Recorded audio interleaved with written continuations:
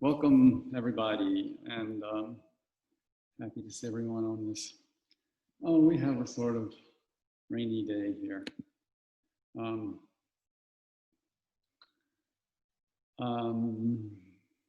Good. So happy to have Liz with us, and we are going to have a little discussion, and we'll just see where it goes.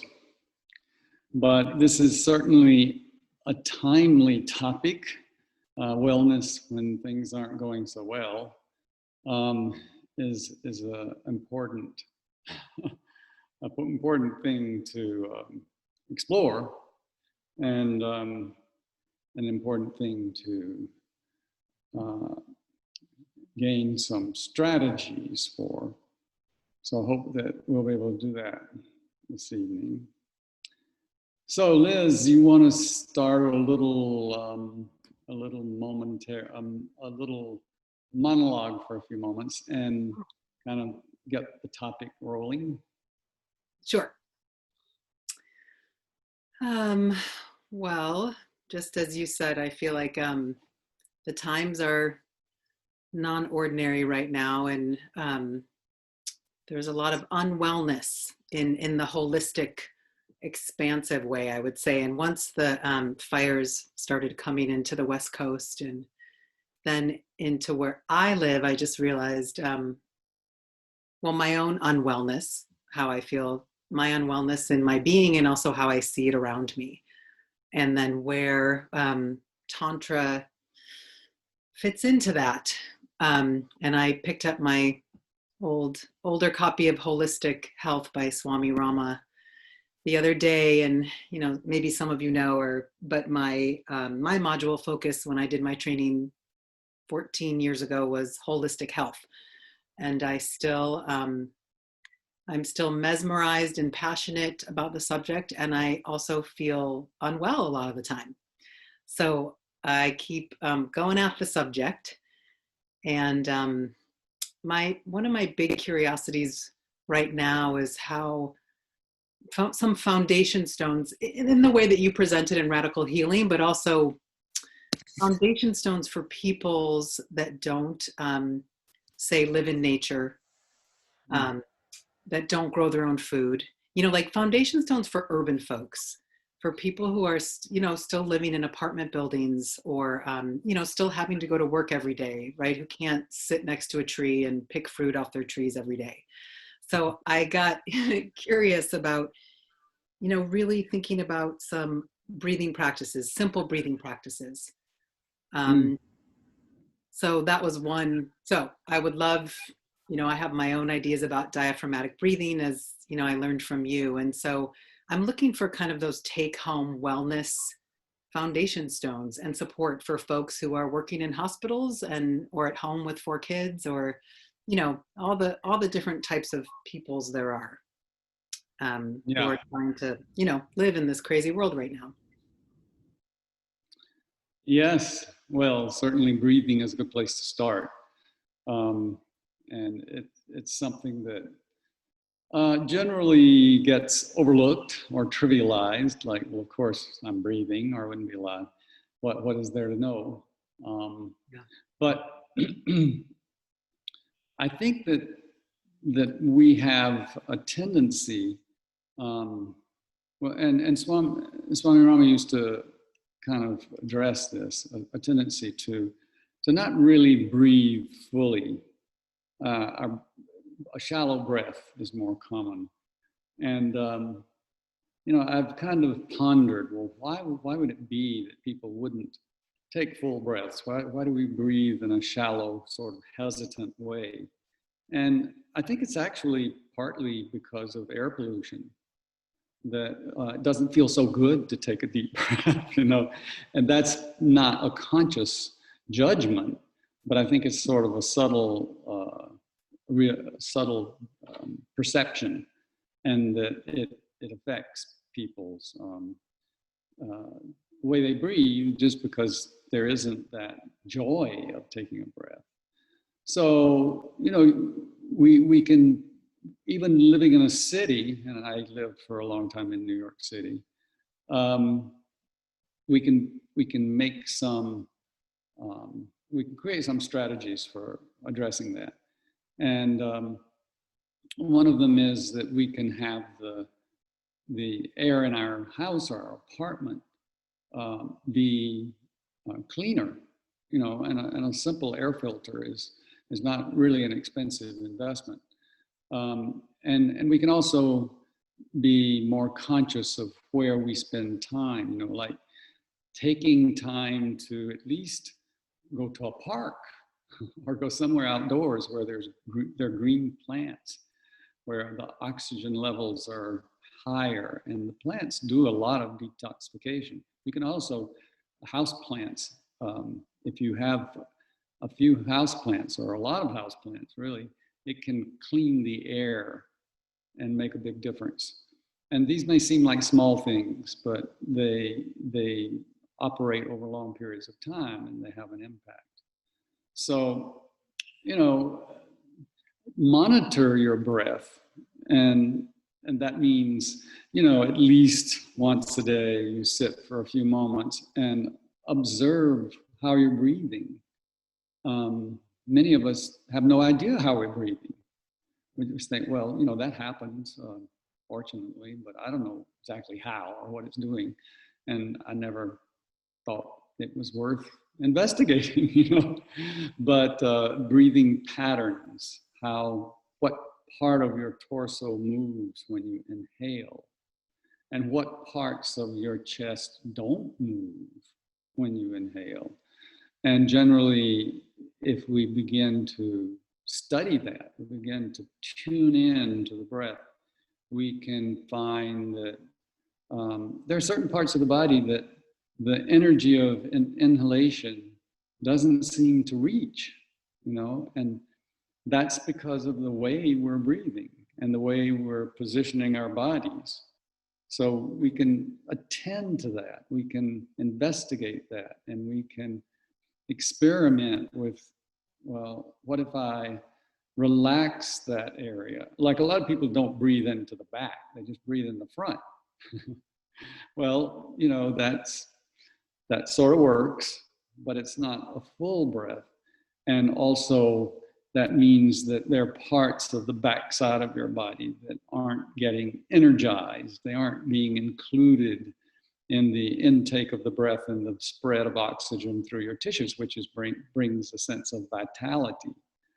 So as we get older, especially, and we sort of hunch over and breathe in the front and breathe shallowly, that's having a major effect on us through the day. So it's breath awareness is the key term here. Can I be aware of my breath? And can I experiment with making it a little different? Like, can I relax the back and let it expand when I inhale? Try it. And if that's something you don't customarily do, and you do it for a few breaths, you'll feel a difference. It's actually quite a difference. I was actually thinking maybe you'd be willing to lead us in a 7-minute breathing exercise. Sure, let's do it. So just ask everyone to close your eyes and make sure you're in a position where you can relax and be alert. Relaxed and alert, that's a great combination. And actually rather rare, because we think we're alert when we're all tense, and we think when we're relaxed we fall asleep. But to be aware and relaxed is a good goal. So be aware and relaxed, and adjust your posture so your breath is not being cramped by being hunched over or whatever. So close your eyes, and then notice, this is kind of, especially when you first start doing this work, it's sort of important to run through your body and notice where there's tension. Because if there's tension in your chest, or tension in your back, or tension in your abdomen, that's going to affect the flow of the breath. So if you do a little inventory, like, okay, what's going on in my face? Where can I relax my face? Certain parts of the face relate to the lungs. Can I relax my shoulders? You know, or am I holding up the whole world with my tense shoulders? Can I relax the back of my chest? Can I relax? Is there tension in my lower abdomen, around the pelvic area? All these spots, releasing or just letting go tension in those areas. Like, that's a lot of work, and you don't really need to be doing it right now. So you can let it go. You can just let it go. And it's always great at the beginning of breath work or even meditation to find where you're doing unnecessary effort and let it go and say, okay, take a break. You can take a break now. I'm going to meditate. And, you know, the intense can wait till later. It doesn't really have to happen right now. And okay, so you do that, and then you begin to actually pay attention to the breath. And what does it mean to observe the breath? It means you notice some of the parameters of the breath. And one parameter is, what part of my chest is expanding? And is my lower rib cage expanding? Which is where the diaphragm is. And if you're breathing diaphragmatically, which is really recommended for relaxation and serenity. If you're breathing diaphragmatically, you'll know that that's happening because the lower rib cage will expand. The diameter will get larger of the lower part of the rib cage. So that may not be part of your customary breathing pattern, but if you can allow the breath to open the lower rib cage and expand its diameter, that will make a difference. So we're monitoring what part of my torso moves. Then we're monitoring what's the rhythm of the breath, or does it have a rhythm? Is it jerky and hesitant and irregular? And if that's true, you know, we can kind of allow it to lapse into a rhythmic pattern. Believe me, it really wants to do that if we don't interfere with tension and worries and so forth. So there's the rhythm, the rate. If the breath is shallow and fast, maybe you can relax some and it will become a little deeper and more rhythmic. So the rate of the breath, the rhythm of the breath. And the last thing is especially pauses. Is my breath flow continuous? Or do I inhale and stop and then exhale? Or more commonly, do I exhale and then kind of cease breathing for a moment and then start again by inhaling? If you do that, if you pause between exhalation and inhalation, you will be prone to feeling depressed. And changing that can make a huge difference in feelings of depression. Just low spirits will perk up when you eliminate that pause, if that's something you've been doing. If you're pausing after inhalation, usually it's carrying a lot of anger. So you can look at that, because you inhale the breath and hold it, and then you exhale. It's like that's a lot of tension and suppressed anger. Or, yeah, usually suppressed anger. So you can learn a lot by just watching your breath. And then, you know, you don't need to get too fanatical about, am I doing it right? I got to do it exactly right. I got to fix this. But when you notice things that are happening and you think, well, that doesn't feel good, you can just try relaxing a little more, releasing a little more of the tension, and allowing the breath to follow its natural rhythm. Because the breath really wants to be rhythmic. That makes the body happy, and the breath feels happy about that. So if it's not so much that you have to figure out how to do rhythm. It's just that you quit interfering with the normal inclination for rhythmic breathing, and it will begin to happen. And it's a liberation. You'll feel like, oh, what a relief. Why don't I do that all the time?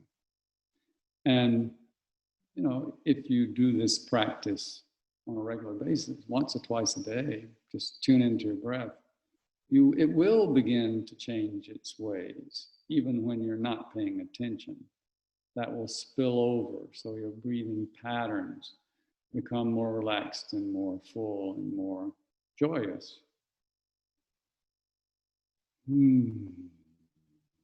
So just take another few minutes or a few seconds.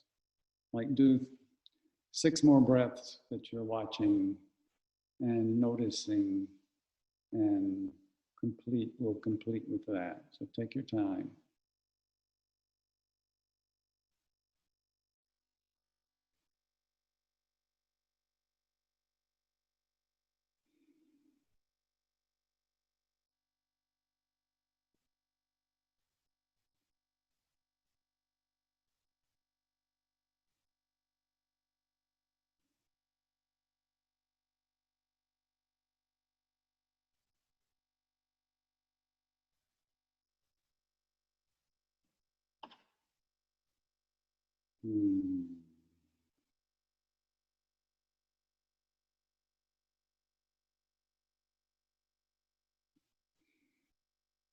So I'm curious if anybody has anything to report from that little exploration. Did you notice anything?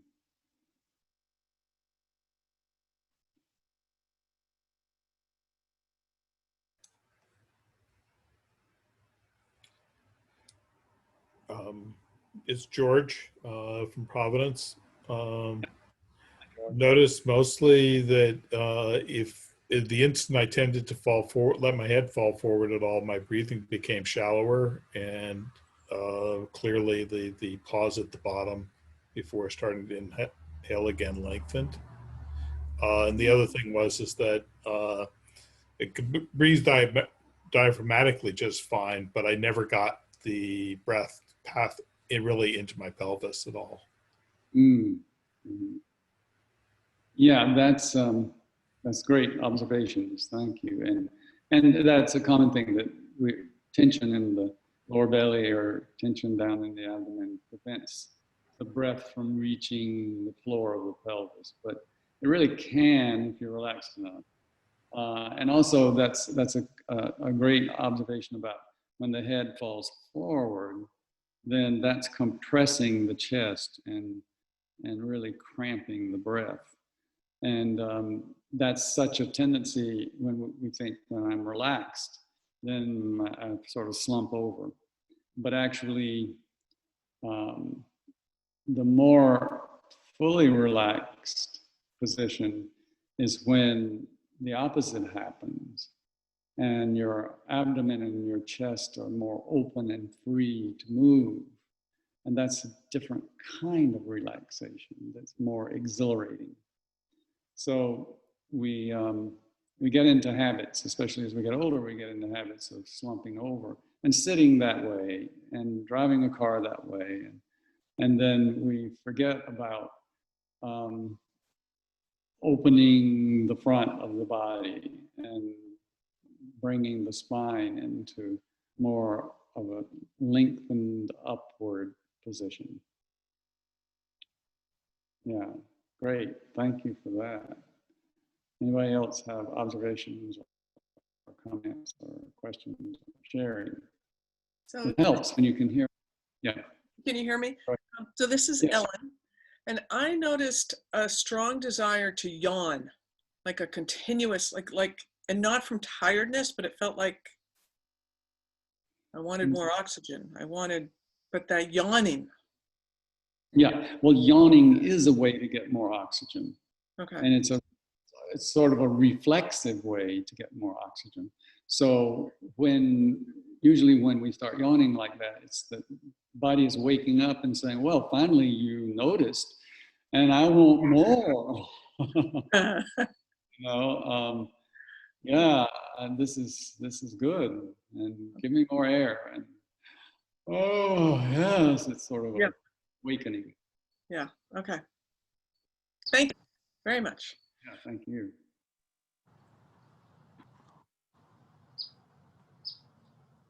One thing I noticed is that it's not that easy to do continuous breathing. Like the inhale, exhale, and then, well, inhale, like how to do continuous breathing without it feeling forced. Yeah.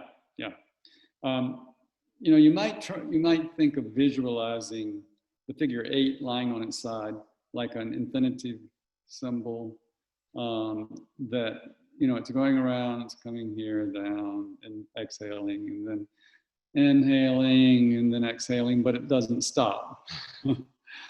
And another thing you can do that helps a lot is as you exhale, let the exhalation happen sort of at its own rate. You're guiding it, but as it begins to taper, the exhalation is less and less, it's ending, then just think of you're starting the inhalation before the exhalation finishes. Just like right at the end. It hasn't quite finished yet, but I'm going ahead to start the inhalation. And one of the great ways of working with the breath to bring in the element of allowing is to think of, okay, I'm going to do the exhalation and let the body do the inhalation. So I will exhale gradually and less, sort of tapering the amount. And I'll just keep going with exhalation until the body has the spontaneous desire and initiates an inhalation. And then I let it inhale as deeply as it wants to. And then I'm back on for exhalation. So it's a kind of like, I'll work with my body and we'll work as a team. And I'll do the exhalation and stretch it out, and as long as the inhalation wants to rest. And then when it gets ready to go, it goes, and I surrender to it totally, let it do what it wants to do, and then I start another exhalation. So try that.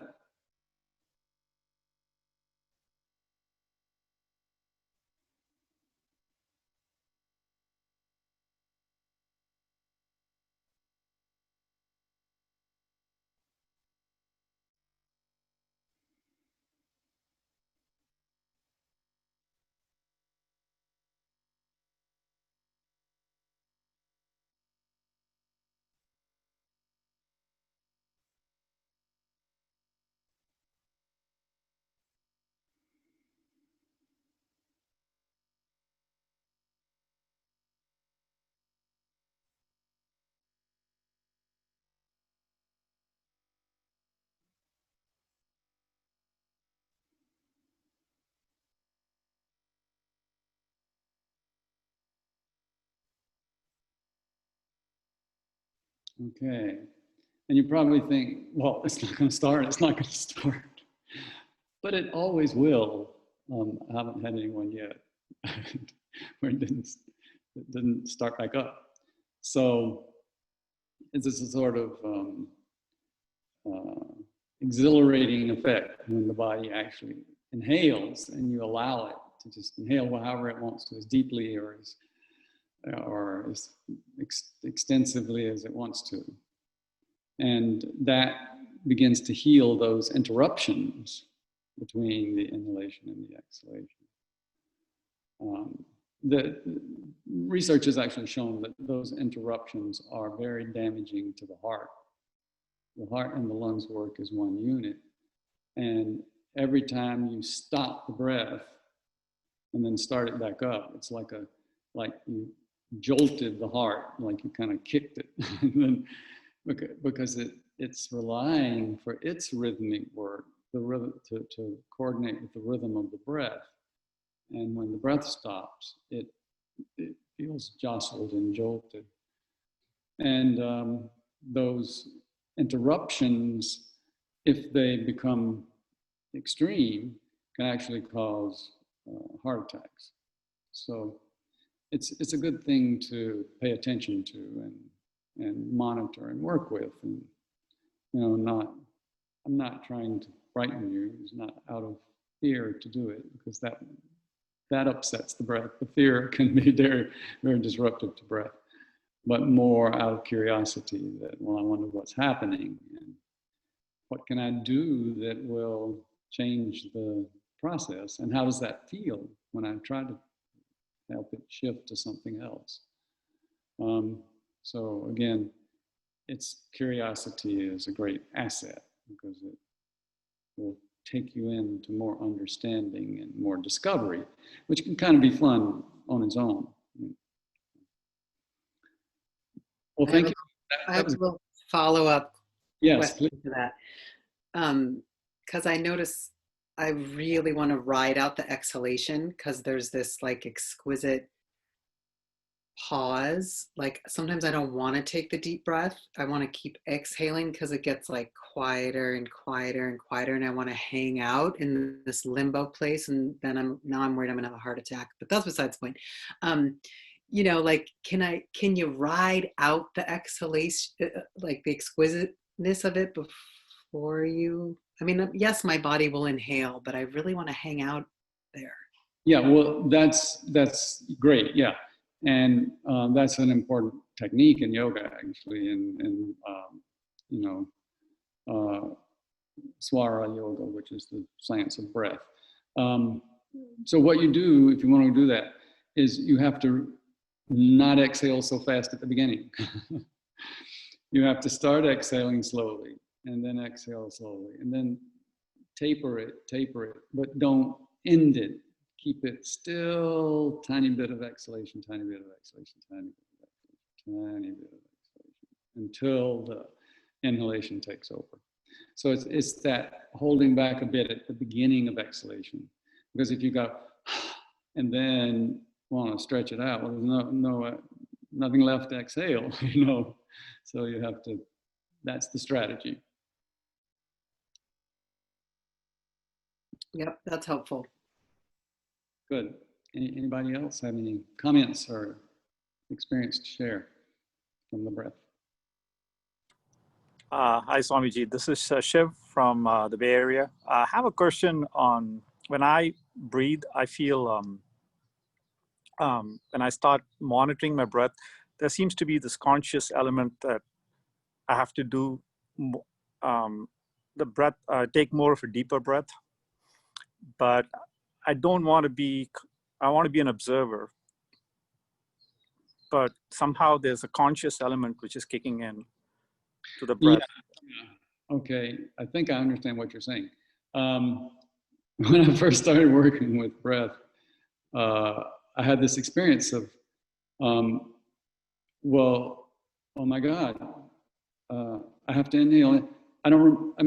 It won't do it by itself anymore. I'm responsible. I have to inhale and then I have to exhale. And what if I forget? And I sort of panicked, like, well, it was doing fine. And now all of a sudden I'm paying attention to it and it just won't do its thing anymore. And now I'm responsible, So, yeah, that is a natural reaction, really, to beginning to bring attention into the breath, because breath is a very unusual physiologic function in that it can be done voluntarily or it can occur involuntarily.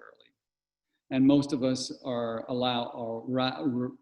relying on letting the breath be involuntary, don't bother it. It's doing fine. Whatever it does is okay. But that may not be true. We may have developed these habits of breathing that are not serving us well. So it is worthwhile to go in and start poking around and, you know, disrupting what's been happening. But then as we make some little adjustments or allow the breath, the exhalation to be longer, then we begin to return to letting the breath do itself. You know, it's really the proper attitude towards the breath is allowing, but you can monitor it and allow, and then occasionally say, need a little adjustment there, but not take it over and say, well, every breath I'm going to do it deliberately, and I don't need you to do, you know, you can go away, I'm going to do the breathing.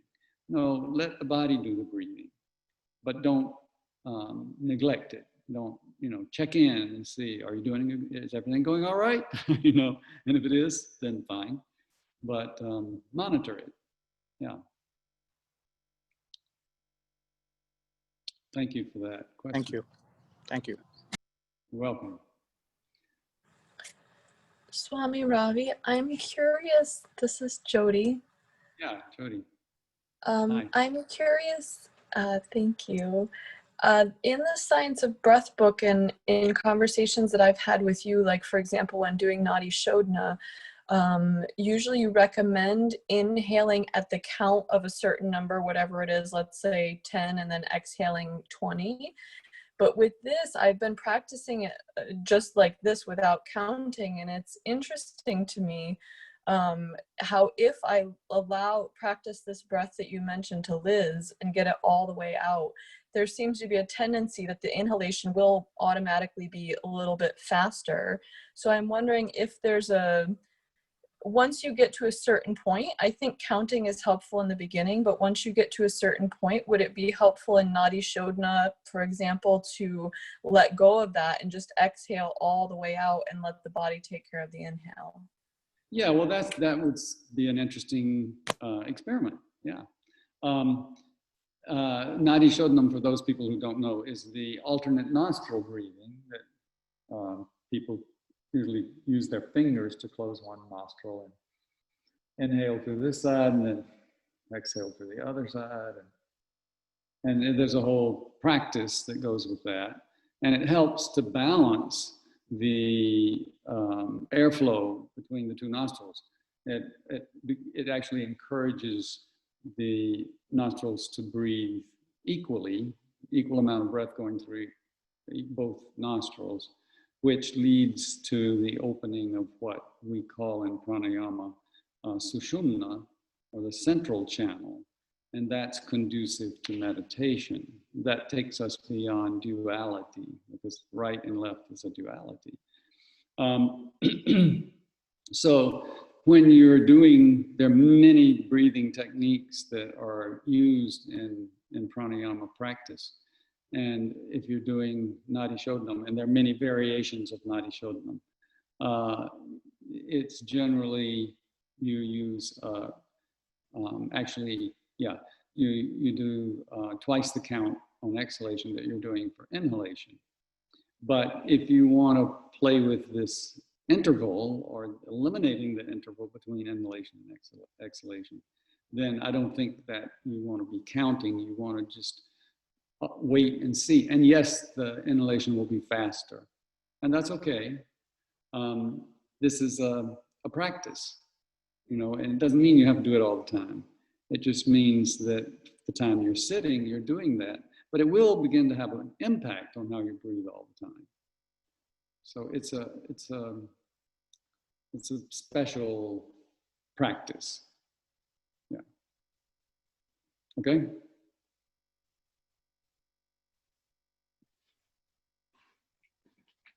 Think it's okay to move on a little bit? Yes. I mean, it'd be fun to breathe the whole time. Let's do. Okay. Well, just because I've got my own curiosities, and my next one is around mantra. You know, again, with this, you know, wellness in times of unwellness. Yeah. You know, just what comes to mind with using mantra for these times, some simple mantra. Yeah, well, you know, my favorite, I went on this series with you all, has been So Hum, and that's sometimes called the universal mantra. I mean, Om is also one that is universally used, but the So Hum is so special because it it connects us. Um, it makes us the conduit between the heaven and earth. We are situated right there between the two, which of course we are. And so we're inhaling with so up to connection with the unitary consciousness, or oneness, or integral consciousness, or the Great Spirit, or God, or whatever you call it. Everybody, there's so many different names, but you know, it's connecting up. We need that connection, and then we're connecting with Hum back down to the earth, and we need to have our feet on the earth. So those two connections are just of paramount importance. And if we can work with that mantra and really connect with the experience of reaching up with So and down with Hum, it really, quote, grounds us, but it grounds us above and grounds us below in a way that changes everything. It's really powerful. So that's my first choice. And especially in difficult situations, like the environment, or the world's falling apart, or the air pollution is terrible, everything's, it's difficult. So I connect up there and I connect down here, and then I'm not just what's happening here. I'm that, and I'm this, and I'm kind of sturdy. That gives me a sturdiness that I can stand a lot. I can deal with a lot. I can hang in there easily.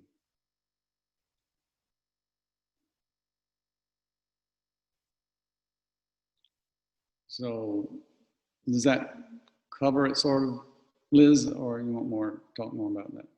No, I don't want more, but honestly, I'm thinking about death. I mean, I'm like imagining,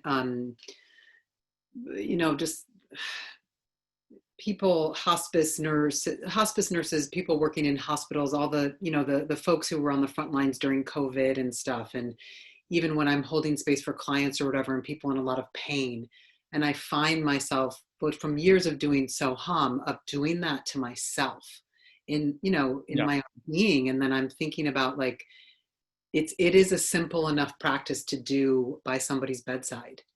It's a simple enough practice to do in scrubs. Like, I'm thinking about what it does for my system, and then the energetics between being able to join someone else who can't do it, and bring them, in the field of the mantra.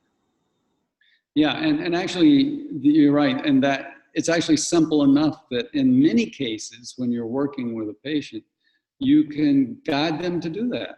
I've done that with people who were dying, and say, just focus on this, and they just settle down and feel so peaceful, and then the transition out of the body is so much easier and less traumatic.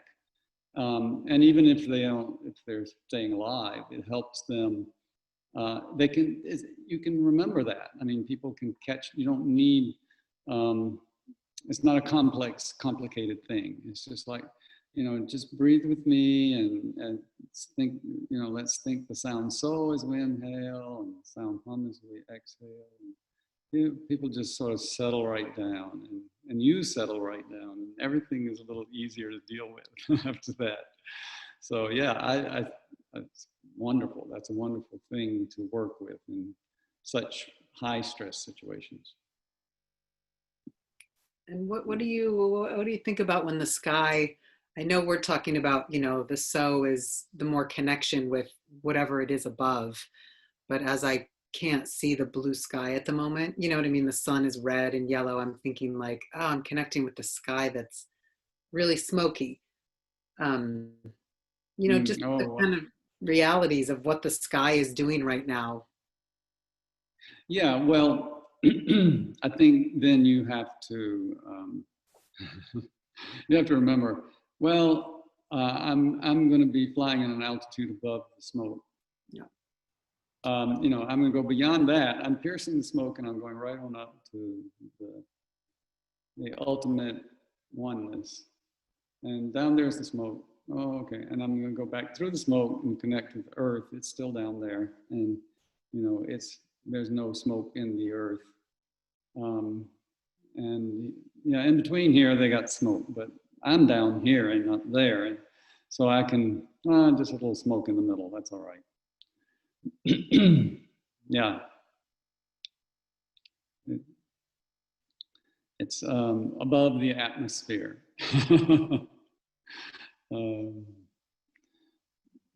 So we say connecting heaven and earth. We don't say connect sky with earth. I mean, some traditions may say that. Places where they don't have fires. Good. Yeah, thank you.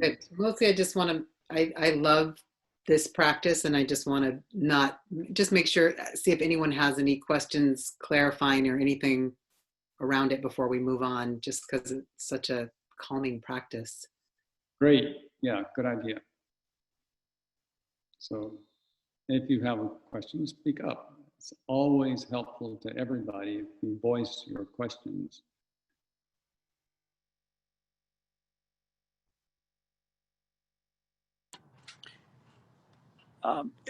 This is Shiv. Yes. Is there a difference between the different mantras? Because I learned early on when I was growing up in India, the Gayatri mantra. And when you say the Gayatri mantra, so with each of these mantras, you know, how does it have an impact to yourself and to others around you? Yes, thank you.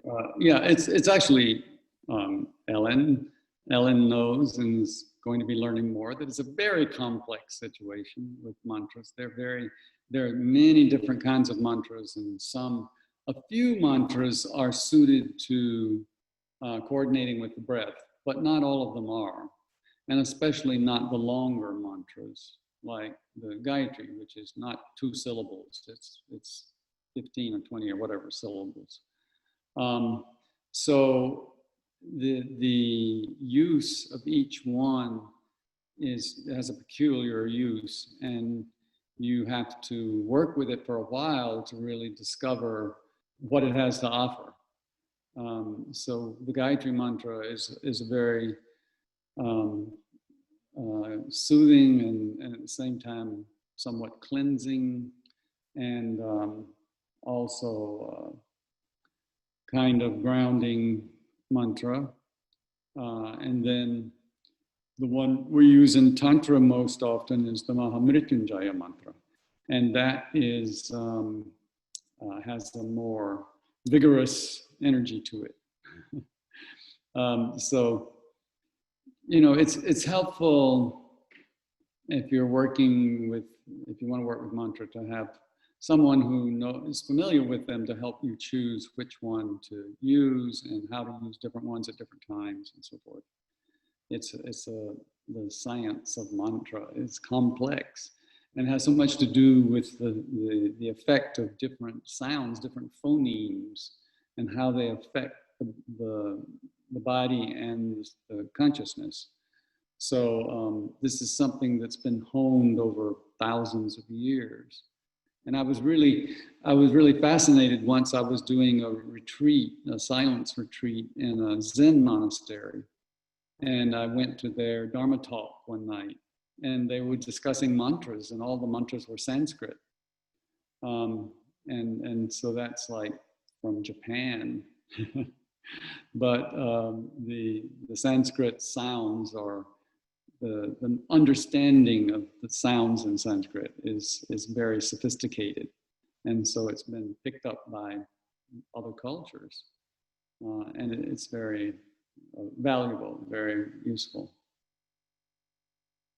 Thank you. Thank you.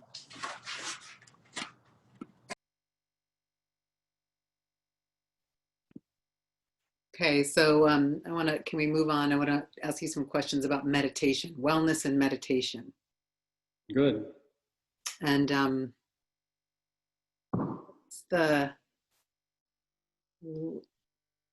we don't always have an hour, right? Every morning, we don't always have 45 minutes. We don't always have a half an hour. We don't always have the same time every day. So I'm curious, what's the least amount? I often will tell clients, do 7 minutes, do 3 minutes. If you do it with consciousness and it can become a practice, you'll get benefits from it. And just, I'm curious your take on, time and meditation, amount of time. Well, you know what they say? They say, meditate an hour a day. And if you don't have much time, meditate 2 hours a day. Because if you don't have much time, you really need the meditation. It's the people that are so busy and don't have time to meditate. They're the ones who really need to do even more. But not everybody has a life where they can manage that. So I say do what you can do. If it's 5 minutes, great. And if you can extend that a little more on some days, great. And if you begin to experience the joy of meditation, you will start finding a way to make more time for it. So you don't want to make it a miserable experience, and that you have some control over that. So if you say, all right, I'm going to meditate a half hour, and I know the phone's going to ring and people are driving me crazy, and but I'm going to sit here, damn it, I'm going to sit here and I'm not going to move. Well, that's not something you're going to look forward to. It's going to be like, oh, I don't want to do that. That's no fun. But if you can, for 5 minutes, can turn off all the distractions and just relax and breathe and let your attention soar and come back and say, oh, that was great. I wish I had more time. Then you'll start finding more time. So we have to kind of work with ourselves like you would work with a child or like you would train a dog. We have to make it appealing, and we sort of engineer the situation so that it is satisfying, and it feels like a refuge, and a relief to sit and enter meditation. And then we begin to develop a real love for it. And I was talking with one of the people here at Earth Haven in the community where I live, whom I have known for 30 years. And he never meditated very much, but he started meditating. And then he said to me recently, he said, I just want to meditate all the time. I don't want to do anything else. And I thought, well, wow, you're really making some progress. And of course, he can't meditate all the time. He has work to do and things to do. But the fact that he feels about meditation, it's this thing over there waiting and I can't wait to get to it, means that he's done a good job of engineering how it feels and how he relates to it. So, and then, and how do you feel like that impacts our wellness in the holistic sense? Oh, there's so much research on that. It's just ridiculous. There's so much research, and it has a humongous impact.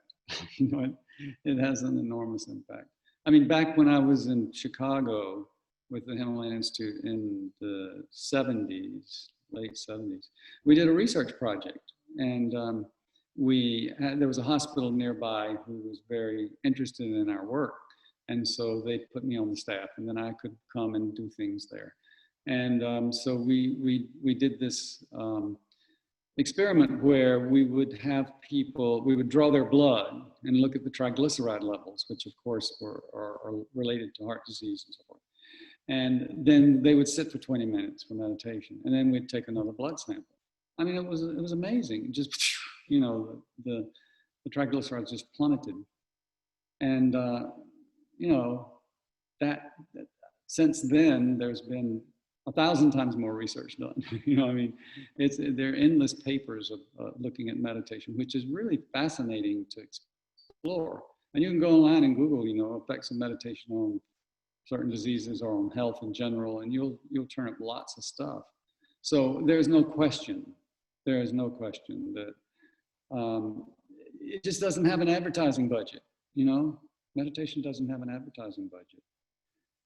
That's why people aren't aware of all of that, and that's why people think, well, it's probably nice to meditate, but you know, I'm sick. I have to do something about my health, and so they take a medication, which actually, you know, jumbles, garbles their consciousness, and it becomes really difficult to meditate. And that's not solving the problem. It may take the edge off for a little while, maybe, but it also often causes other problems. So, you know, if we were rational about our healthcare system, we would be having everybody meditate. No, I mean, come on. We would save billions, no, trillions of dollars. Now, I read recently that our healthcare costs in this country are something like $2.3 trillion a year, which is the largest expense that we have as a country. And so we haven't done a very good job of engineering the direction, the way that medicine is practiced. We haven't done a very good job of attending to health instead of illness. But having people do meditation is really a move in that direction. Even better, and they've done this in some schools in India, is teach meditation to the kids in school. And, you know, well, ADHD or whatever they want to call it now, diminishes dramatically. But again, the advertising budget for, you know, drugs is much higher. So yes, I could rant on for a while, but believe me, it's well documented that meditation has an incredible positive impact on health. Great. And I'm just curious if anybody has a question about, I mean, the meditation, huge subject, but does anybody have a question about it that's coming up for them that they want answered or clarified?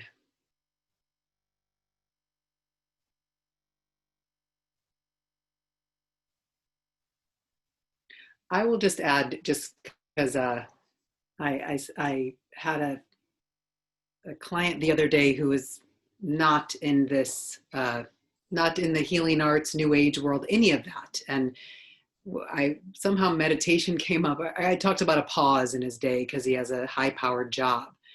And then he brought up meditation and he just said, what is this thing? You know, you just try to clear your mind and get your thoughts away. And I realized that in that moment, I had the moment where we could do it together. You know, that to send him on his way and to try to have him do it alone in his office, you know, was maybe not the right thing to do. And so I'm noticing that meditating with people, whether it's more, you know, guided and there might be visualization, or it's at least guiding to connect with your breath, is often really helpful and magnificent to do that with someone. And even if that's the only time we do it together is once a week, but it can kind of jumpstart the routine. Yeah, and it helps you because you get a few moments to meditate too. Right. So yeah, it's a win-win situation. And I also think that for some people there is a somatic safety issue. Sitting quietly, it's not always safe, and I don't necessarily mean safe in the sense we think of safety, but you know, there's sitting quietly and unplugging and feeling more of our emotions ourselves can be scary and triggering. Yes. Right. So that's just another piece of helping folks, guiding them through it. Right. Well, I always thought of it as like the closet, you know, in the house that you haven't cleaned out in so long, and you keep stuffing things in, and then now it's like if you open the door, something's going to fall on you and hit you, and so you don't want to open that door. So when we lead busy lives and we don't tend to what's going on inside, there are all these suppressed worries and concerns and issues that are just lurking in there. And you know, when you start opening that door, you can feel overwhelmed. And so some people feel like, oh, I tried meditation, but whoa, I had a really bad experience with it. Well, you know, you got to clean out your closet. And whatever methodology you use for that, whether it's psychotherapy or counseling or I don't know. But then after a while, after not a very long time, you begin to clear things enough away that you can begin to feel at peace when you're alone and not feel assailed by all these repressed things. Is there an ideal time to meditate? Well, yeah, I think there is an ideal time. I mean, traditionally they say the best time is dawn and dusk. And that's because that's the time when you're kind of, one reality is sort of fading and the other one's just beginning to happen, so you can slip in between those and enter another state. So that was nowadays when we have artificial lighting everywhere at night, and and we have this crazy daylight saving time stuff. So you're sometimes getting it when it's dark, and you know, instead of, oh, the sun's up, it's time to get up. It used to be like that, but it's not like that so much anymore. So it's kind of hard to access those times. You know, I'm in the rush hour traffic when the sun's going down, when dusk comes. Think, meditate, you know, I'm just trying to survive the traffic, you know. But that is the ideal. That's the ideal. And if you can't do the ideal, then you create something that's similar to the ideal. So you find a time when you can keep all the outside input at bay, you know, in your life, that what works for you, to keep all the noise at bay and and be in a place where you feel like you're not sitting on the edge of the chair because any moment you're going to be disturbed by someone running in, then that becomes the ideal for you in your life. Thank you. Yeah, good question.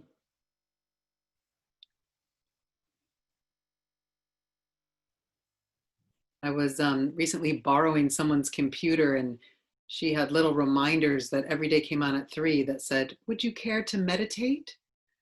And every day at 3 o'clock, and I was like, oh, maybe I do, you know, like, but those reminders are actually really helpful. You know, it gave me like, well, fuck, I I could take 5-7 minutes right now to meditate, and it was great.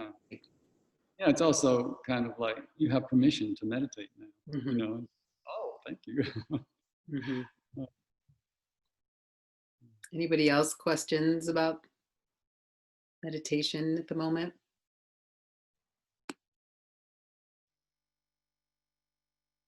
Well, I will say one more thing about meditation and health. That is kind of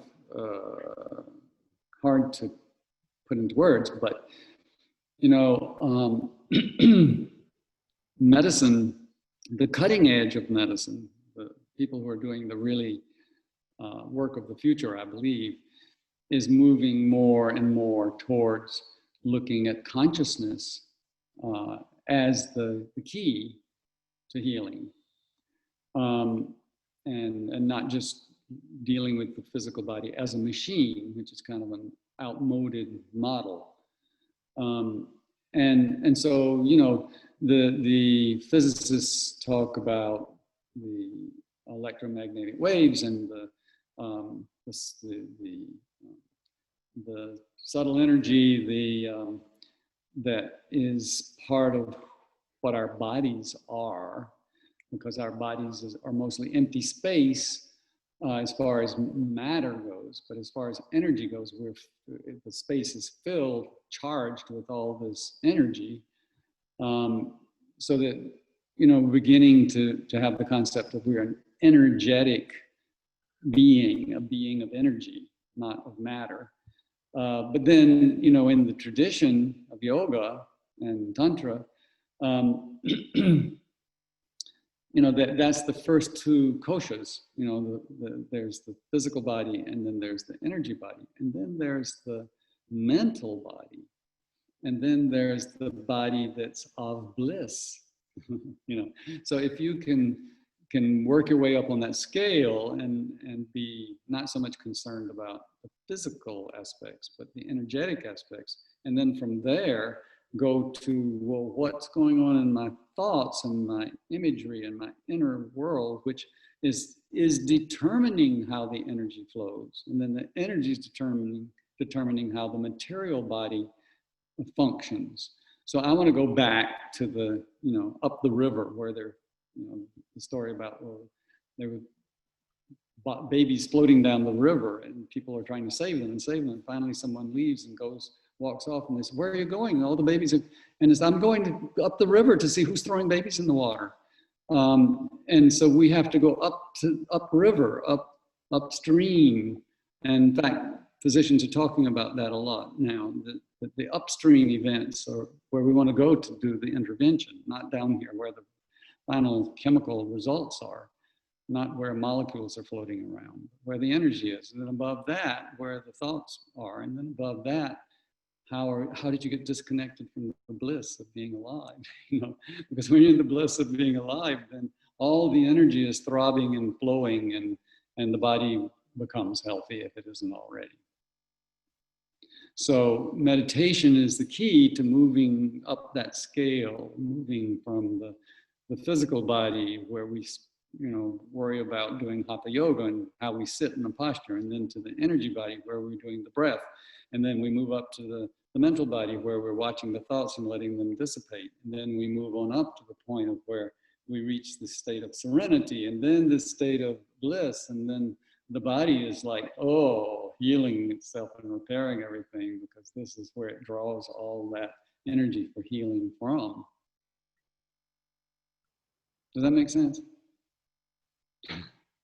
It's a lot, but I think that's the real truth. That's the ultimate truth, the important truth about meditation. Arabella has her hand up. Yes.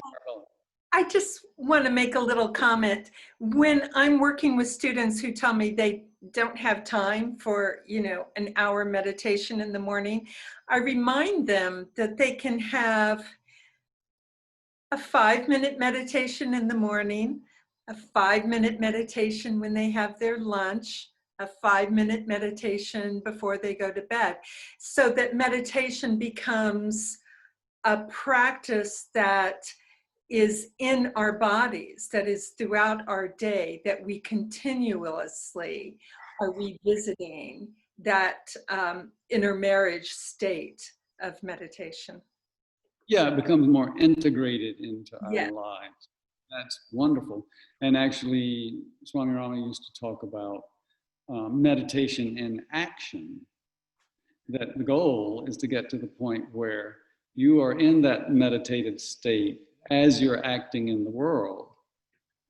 And then, you know, everything is good.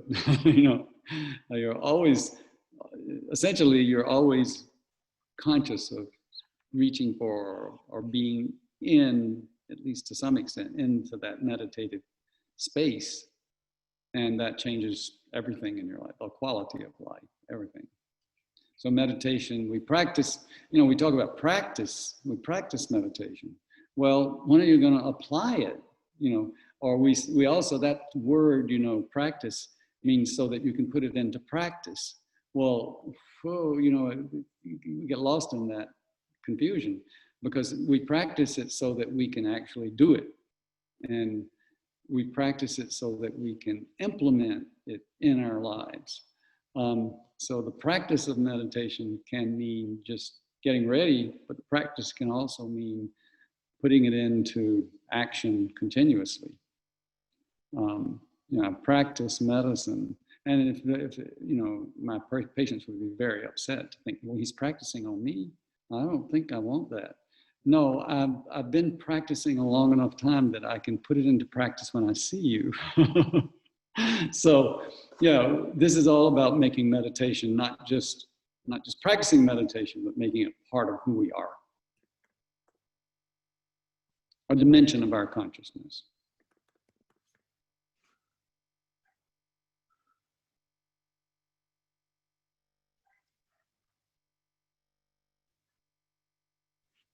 Beautiful. That's great. I had to take a note. It's almost time is almost up if we stay in the 75 minutes. And so I'm just curious, Raviji, if you have any last words you want to pop out, or if anybody has a burning question or comment before we complete. I'm just so delighted that everybody's here and listening to this and absorbing this and maybe using it. That's really a delight. And I want to thank everybody who takes time to show up and take care of themselves and do something really nice for themselves by learning more about meditation and using it. That's what I want to say. Anybody else have anything they want to share before we end? This is Karen, and I just want to say this has been so beneficial and so helpful. Thank you so much. All the different ways that you've described and explained and such. It's been wonderful. Thank you.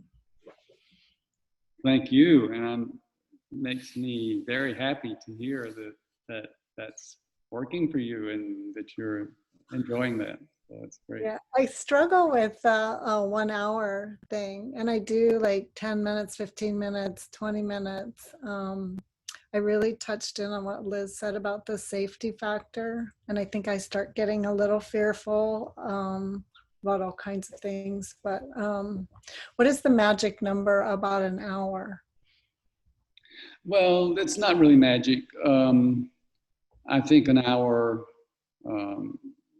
is great, but it's not the length of time really that you meditate. It is true that if you can sit for a longer period, you find after you gain a little experience in meditation, sitting longer, you go a little deeper and a little deeper and a little deeper. But you can also sit so long that your body's uncomfortable and you're forcing it and it's unpleasant, and that's not good. Yeah. So the discretion is the better part of valor. So at some point you say, hey, I don't think this is not enjoyable, and this is not going to help me. I should stop now. And it might be after 10 minutes, or it might be after 45 minutes. Mm-hmm. And if you have the luxury of flexibility with time, that's great. Then you can just see. And some days, you can sit for a long time and it's just wonderful. And then other days it's like, oh, this is really hard. And it's not really virtue in forcing it and feeling miserable. That gives you a bad taste about meditation. Yes, I learned that from you. Thank you. You learned firsthand, right? Okay, great. Tell me. Can you speak to, I have a hard time like quieting myself and to go to sleep. Does it make sense to meditate before I sleep or? Yes. Well, actually, a good practice is to stretch a little bit before going to bed. Like not a long yoga program, but maybe 5 or 10 minutes of stretching and kind of loosening up your body, because often by the end of the day we're tense, and then it's really hard to go to sleep because your muscles are all tense. So that, or you take some magnesium, and that helps. But stretching is good. And then a little bit of meditation, maybe 5 minutes or 10 minutes can really quiet the mind and quiet the body so that you drift off into sleep very, very naturally. So that's a good point, good question, good.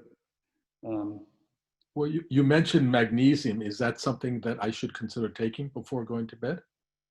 Well, everybody can consider taking. Magnesium is one of the minerals that so many people in this country are deficient in. Almost the majority of people are deficient in. And magnesium is one of those things that helps us deal with the negative effects of electromagnetic fields, because the Wi-Fi and the EMFs actually blast open the calcium channels and let too much calcium into the cells, and that begins to affect our memory and affect our health in a very negative way. And so taking magnesium helps restore the right balance between calcium and magnesium. So, and a lot of people are taking magnesium for bones, calcium for bones, and then not the magnesium, and that makes it worse. So, yeah, and you know, you can get crazy about taking supplements, but taking magnesium at bedtime can help you relax and help you rest, and be a very positive thing for most people. Is that like in addition to possibly taking melatonin, or what, should I start with magnesium? Or I would start with magnesium, and you may not need the melatonin. okay. I'm going to jump in here. I know Liz has, she has some other commitments, and we are so appreciative of her participation tonight. Yes, yes. And you're frozen, Liz. On our side. But we'll release you and let you go on to your next engagement. And Lots of love, everybody. Thank you so much. Yes. We appreciate it. This was beautiful. Thank you. Bye, Good to Liz. see you. Bye, Liz. Thank you. Hi, you're welcome. And those folks, if you continue, if you have more questions, you're welcome to ask. We'll stay on for a little bit longer. This was a juicy, lovely discussion, so we don't want to end it if there's still burning questions. If